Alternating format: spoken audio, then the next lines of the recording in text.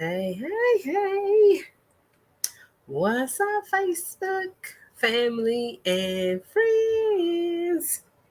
And shout out and hello to everyone that may be watching me over on the YouTube channel, honey. Yes, we are streaming live on Facebook as well as YouTube. As you come into the broadcast, honey, go ahead and say, hey, girl, hey. Let me know that you're out there so I can speak to you and acknowledge you. And if you're over on YouTube, go ahead and let me know you on YouTube, checking in from the hashtag YouTube Streets.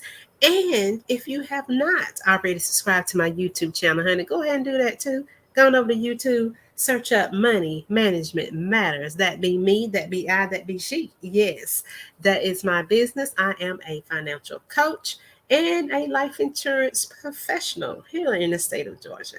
And I educate and motivate women on how to make more money, save more money, and most importantly, protect the money, honey. Yes, we are protecting the money with life insurance. Yes, life insurance is not just for a death benefit anymore. It's also for living benefits. Yes, so I educate on how to use life insurance for living benefits. So let me go on over here on the book and see if I am live on the book while I'm waiting for a few people to jump in. We'll see if we can get anybody in here.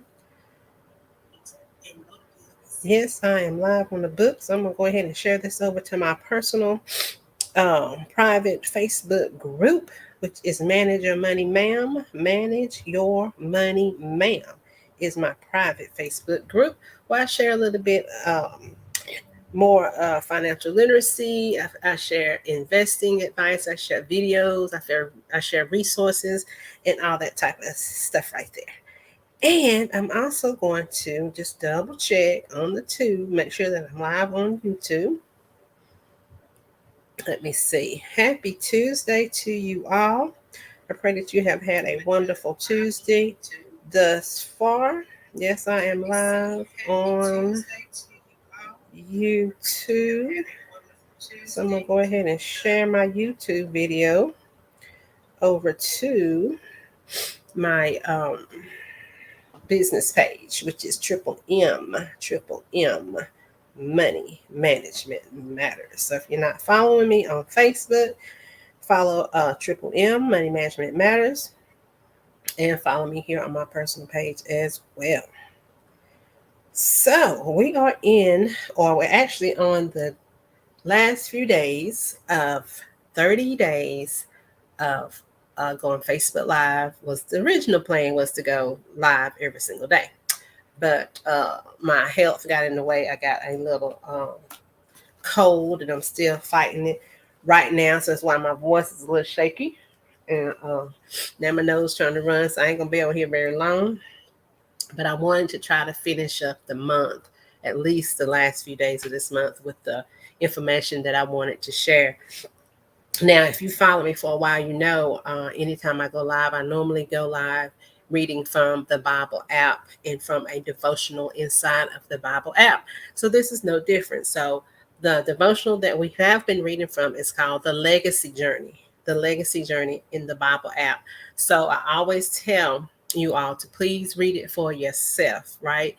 Go look up the devotional in your Bible app, read it, follow along, read the scriptures, pray over it, ask God to lead and guide you on how the scripture and the devotional pertains to your personal situation, because everybody's financial situation is different, right?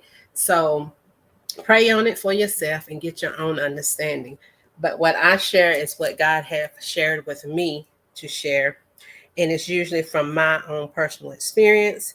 And honey, let me just tell you, this is something my coach did tell me, that when I come before you all live, that I need to be telling you all my credentials, honey. The reason why I am able to get up here and talk about financial coaching, talk about budgeting, talk about money management, talk about life insurance, okay? Because I have been in the financial industry for over 30 years in different capacities. Hey, Miss Contrella, how are you?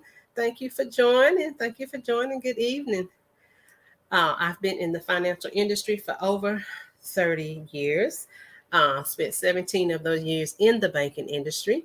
Also have a degree in business and finance, and have a master's degree in business and finance, and have my bachelor's degree in accounting and finance. So I know a little bit about money. I know a little bit about finance. I don't know it all. I never claim to know it all, because guess what?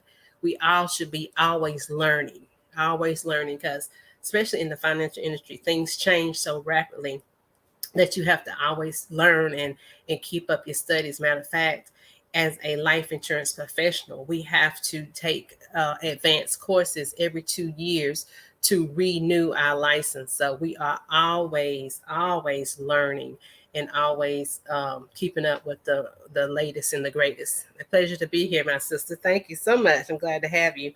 So we're going to quickly go through this devotional. Like I said, I'm not going to be on very long because I'm still feeling a little ill, but I did want to come in and try to finish this month of September off strong. We're in the last week of September. September is Life Insurance Awareness Month. This is the time of the year set aside to really understand life insurance, to make sure people are sufficiently covered, to make sure people understand the different types of life insurance. And it's a good time to review. If you already have a policy, review your policy, see what your policy covers. A number one thing you should always review in your policy is your beneficiaries. Who is the beneficiary of your life insurance policy? It could be an ex-husband or an ex-wife, or if it's a child and now you want to switch it to a grandchild. I mean, it's a whole lot of different scenarios. Or maybe you've gotten more money, you've built more wealth, and now you might want to put your money in a trust. So then you can leave your life insurance to your trust. So it's a whole lot of different scenarios that you can do as you advance along your financial journey, and as your finances change and as your status change. You want to make sure that you're checking and reviewing your life insurance. Okay. And then if you don't have life insurance, that's why I come in, because I am here to make sure that everybody I come in contact with, everyone that I speak to, is sufficiently covered in life insurance, that they have enough for their family, for their spouses, for their partners, for their children, for their mom and them, for their daddy and them, honey, whoever that you love and care for, whoever depends on you and depends on your income. You need to make sure you have life insurance to set aside for them, just in case something happens. Okay. So we are on day 26 of the devotional in the Bible app, The Legacy Journey. So the devotional is talking about generational wealth or generational legacy. So I'm not going to read all this, but just a few points is they were talking about building wealth for your benefit and creating wealth so your children will never have to work again. And that could be one of your dreams, one of your aspirations, so that maybe uh, right now our generation is still working. We're working for corporations. We're working 9 to 5. We're having to ask permission to get off if we need to spend time with our children or to go to our children's events and things like that. So maybe that's something you don't want your children to have to go through. Maybe that's something you don't want your grandchildren to have to go through. So what you do is you build this generational wealth. You leave the life insurance policies, and you train your children or your beneficiaries how to use the money that you're leaving them. So one thing that you could tell them is, take the money that I'm leaving you and start your own business. Start your own business where you don't have to answer to anyone else, where you don't have to ask for permission off, because you the boss. Okay. So I think that's a lot of things that we are striving for now. If anything taught us, if one thing that I think that we learned from the pandemic is that of 2020, right, is that we need our own businesses, because when businesses shut down, we had to come home, but we had to pivot. Sometimes if we have 2 or 3 businesses, we can have an online business, so we can always have money coming in. And then if you can have a brick and mortar business, but you use that brick and mortar business as when things are open up, they can come into the store. But if you have to shut it down, you can pivot it to an online space where people can order stuff online from your business. Or even if it's a service, you can still service from online. So things like that is what we using this generational wealth for. Then that could be one of your aspirations and dreams. So your children won't have to work for someone else. They can work for themselves, or they don't have to work again, depending on how much money you have built, how much wealth you have built up to leave them, right? It's talking about being a steady, lifelong process. Building generational wealth is a steady, lifelong process. Now, I like to tell people, when you do purchase life insurance, when you do get into long term investing, it's a long term play. It's a process. It's not something where you're going to get money overnight. I talk a lot about the cash value life insurance policies, the whole life insurance policies, the IUL policies. These are policies that build cash value, but it's a long term play. It's not something where you're going to be able to pull out a lump sum, a large lump sum of money the very next year. No, it's going to take 5, 8, 10 years to really see the lump sum money come in there. So it's long term. So the earlier you can get into these plays, the earlier you can get into these products, the earlier that you can get the habit of saving money and putting the money back, the more you're going to have in the future, the more wealth that you're going to build for your generational wealth, for your children, for your children's children, right? So yeah, Contrella saying, yes, thank you, girl. Yes, yes, yes.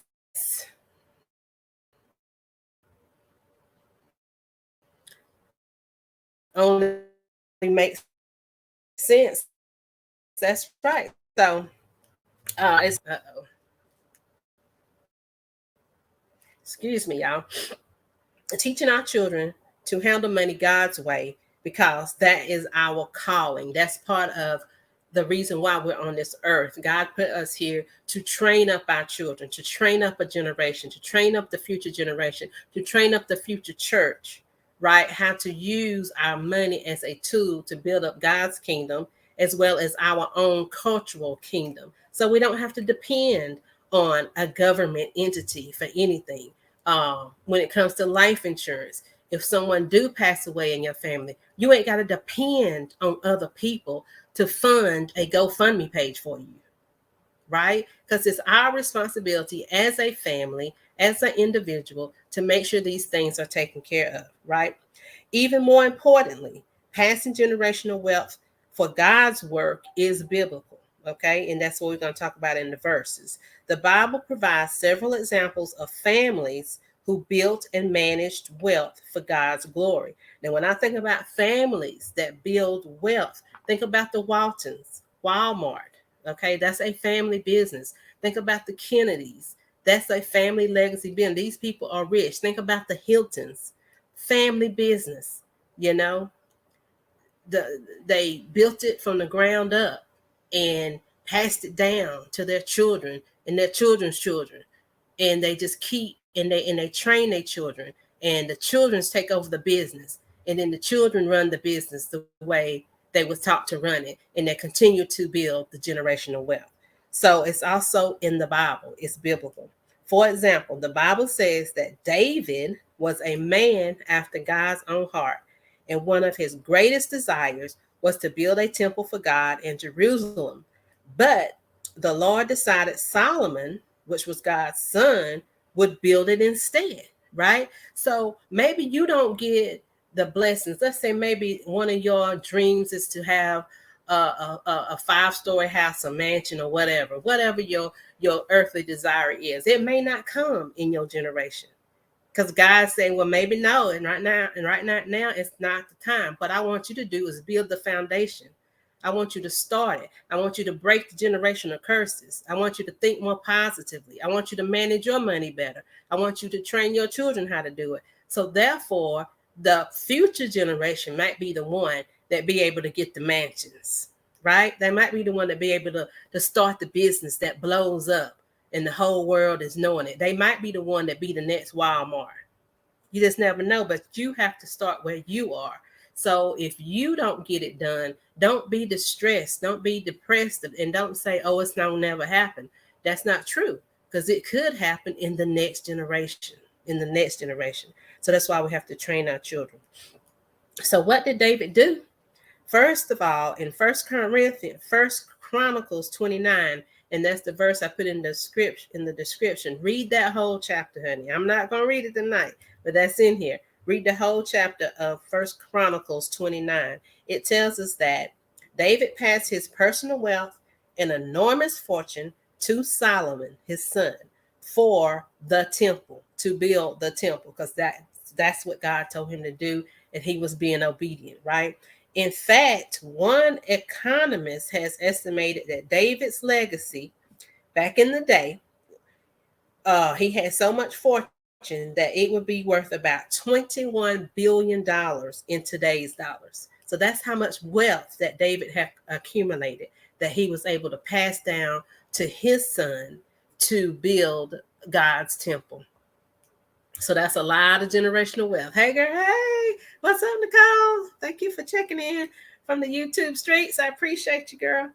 So sometimes we only think of David as the shepherd boy or the young warrior with the slingshot, right? But David was the king. He was a king that was also a billionaire.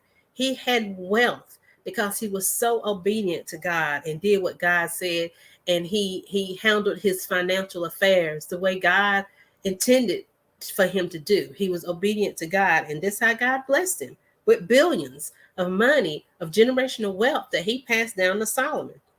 So, of course, it says here that, look, David was like the Bill Gates or the Warren Buffett of today, with billions of dollars. And he passed that wealth on to his son, who used the money to build a temple that pointed the world toward God. Okay. So that's how it's supposed to work. We're supposed to build our riches. We build the foundation. We do the work, and we do the training. We listen. We invest our money correctly. We manage our money correctly. When we don't spend it frivolously, we don't go into debt. We do the things that the Bible has instructed us to do, and we watch God bless us with riches, with desires of our heart, with generational wealth, with wealth that we can pass down generation after generation.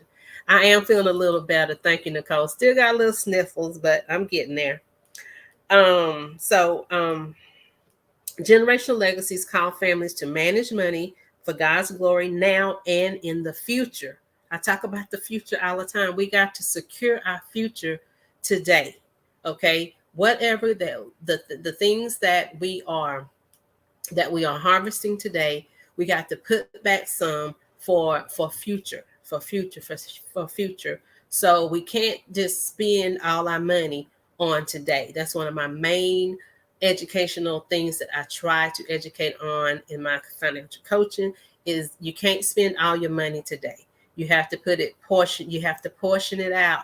If you can only portion out $10, then start with $10, but you have to start somewhere for your future. The responsibility doesn't die with the head of the household. It is passed to the next generation. Checking for money, motivation, and advice. Thank you, Nicole. I appreciate you, girl. You get me in on those hashtags, money, manage your money, ma'am, and hashtag Triple M Money Management Matters. Thank you so much. Thank you so much. So let's see. So that's the gist of what was talking about. Creating a generational legacy takes planning and preparation. Okay. I just said a while ago, this is a long-term process. Generational wealth, generational legacy. It's a process that if you have not started it, years ago, and if you're still waking and breathing now, you can start it now. But it's a process, and it takes planning and preparation, which is where I come in, help you set up a money plan, help you set up a budget, help you get the preparation, help you and lead and guide you in the different allocations of your money. The legacy journey will give you a deeper understanding of investing. I just said how to invest better, how to invest properly, how to invest safely and securely. Basic estate planning. I talked about that a little bit. Sometimes as we get wealth, as we start building wealth, as we start getting our affairs in order, we can put money in our life insurance policies and some of our accounts into a trust. And that's another way that the wealthy safeguards their money is in a trust. And you can safeguard your family and discover the keys to generational wealth and true generosity. So that was a devotional. Again, I tell you to read First Chronicles 29, the whole chapter. It is a long chapter, so I'm not going to read it, but it goes into how much money that David gave to Solomon, how they built the temple, how David prayed over the temple. Oh my gosh, it's a very good chapter. Go ahead and take some time to read that, and you can understand the wealth that David had and how David used his wealth for the kingdom of God, and he passed it down to his son. You know, he wasn't instructed to build a temple in his lifetime, but now God has given him instructions to pass it down to his son. Pass it down to his son, and now his son is building the temple with the generational wealth, with the wealth that solid what David built. Okay. Hey, Miss Susan, thank you for joining. So that's all I have for tonight. Generational wealth is a process. Absolutely, absolutely. That's why I say a lot of times we may not have, the land or the real estate or the money right now in our hands. We're not all millionaires right now, but what we can do is we can prepare for the next generation. Okay, and that could come through the life insurance. Life insurance is such a awesome way to pass down resources that your family can use, not only for your burial and all that, but it's also for them to continue to live on, to take the money, if they don't need it to live on, then they can use it for college. If you have small children, use it for the pay off the home, the mortgage, so you don't have to worry about that anymore. It's so many different things that you can use the money for. And if you plan it correctly, planning in preparation, if you plan it correctly, you pass it down to your children and say, take this, build on it, build a legacy for your children. Build your own business, build your own home, buy real estate, get into these things that you wanted to do, but you didn't have the opportunity to do. But now that you know better, you can do better, and you can train your children better for the next generation. Okay. So that's how we do that. So thank you all so much for joining me on tonight. I appreciate you so much for joining me live. If you catch this on the replay, honey, go ahead and hit that hashtag replay. Let me know you rolled through so I can say thank you and appreciate you for stopping by. So hopefully and prayerfully, I will be back on here tomorrow evening for day number 27. See what thus saith the Lord in this devotional about legacy, about our legacy journey, about our financial journey. And of course, I'm going to throw in some tips and some tricks and some information about life insurance, because September is Life Insurance Awareness Month. So I hope and pray that by the end of this week, you will get in touch with me if you need me for anything as far as life insurance. You need me to review your policy, I'll be glad to do that as well. If you need to set up a policy, I'll be glad to do that as well. I can do all types of policies. If you just want to chat and get some information, honey, just get on my calendar and I will do that as well. So thank you, Miss Nicole, for chatting in the comments. Yeah, First Chronicles, read the entire chapter. Yes, First Chronicles chapter 29. Chapter 29. It's First Chronicles chapter 29, Nicole. First Chronicles chapter 29. Ask your children to pass down generational wealth to their children. Yes, yes, yes. The legacy just ain't with you and the current people, is your future people, your future peoples, your namesakes, okay? So thank you so much. I appreciate you, Nicole, as always, for being here. And I pray y'all have a wonderful rest of your Tuesday evening. And for me, I'm going to go and drink me some Theraflu for tonight and try to finish curing up this cold. All right. So you all have a blessed evening.